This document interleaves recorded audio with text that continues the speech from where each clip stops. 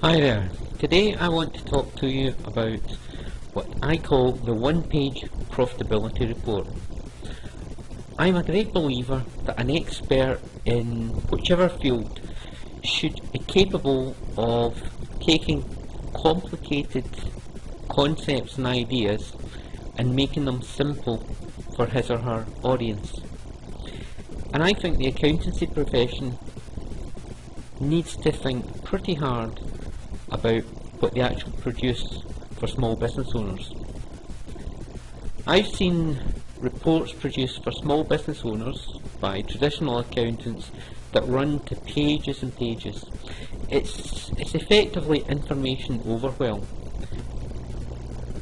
I've spoken to small business owners who have told me that they just don't really understand the numbers that are provided to them by their traditional accounting reports. It's just too many pages, too many numbers. They simply don't know where to start. So what I like to do is I like to distill the key numbers onto one page so that the small business owner can focus on the numbers that really matter to drive profit improvement. And those numbers should be produced every month and as quickly as possible after the month end. The one-page profitability report should start with the sales figure. The sales figure should be recorded for the month that's just ended and for the same month in the previous year. In this way, we will take seasonality out of the picture, and same approach will be taken to all of the costs that will be looked at for the month under review. The costs in the month under review will be compared to the costs of the same month in the previous year so as that seasonality doesn't confuse the picture. From the sales figure, we deduct the cost of sales. Now, the makeup of cost of sales will vary depending on the particular industry the small business owner is in. A couple of examples. If you're in the hairdressing business, your cost of sales will be the materials that you use, for example shampoo, and the direct wages of the hairdressing staff you employ in the salon.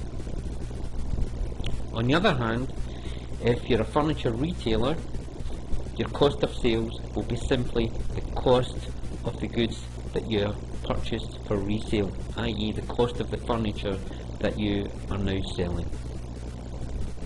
Sales less the cost of sales brings us to the gross profit. And the key thing that we want to focus on in terms of gross profit is it enough to cover the overheads and leave sufficient for the owner to take his salary? Gross profit less the overheads brings us to net profit. And I want you to particularly note that net profit is profit before tax. The way I would construct the figures, the overheads would not include a salary for the director. So the director is going to take his money home at the end of the week out of the net profit, but the small business owner needs to be aware that that net profit figure is before tax. So if business tax is 20%, the amount available to take home is 20% less than the figure you see on the net profit line.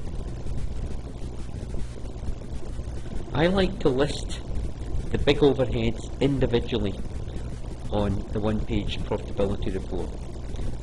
The usual large overheads that I would show individually would be rent and rates, advertising and marketing costs, administration salaries, heat, light and power, telephone and internet. The key thing about most of those large overheads is they probably won't vary very much from time to time unless something is done very different in terms of the way the business is run.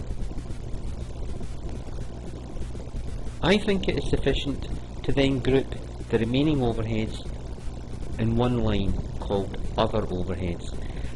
That's all the small costs, the the little bits and pieces of travel expenses, the teas and coffees for the office, etc., etc. My view on other overheads is, even if you took 20% of the total of other overheads, it's probably a very, very small addition to net profit. And again, it's all about effective use of the small business owner's time. It's not really an effective use of time to be overly concentrating on small reductions in small costs. Much better to focus time where there is a much bigger potential for improving bottom line profit. And on net profit, as I said earlier, the net profit that I would show would be the net profit before the owner's salary. The owner might take salary, or he might take salary in a combination of dividends. But the key thing is to remember that that net profit figure is before tax. So take that into account when identifying if the net profit figure shown in your monthly profitability report is sufficient for you as a business owner to live on. Well, that brings us to the end of this short video. I hope you found it interesting and perhaps given you some ideas on how you might report your key numbers in your business on a monthly basis. If you have any questions at all in relation to improving profitability in your business, or indeed improving cash flow in your business, please feel free to email me on jim@jwmbusinessadvice-accountancy.com. I'll be more than happy to personally reply to all of your questions.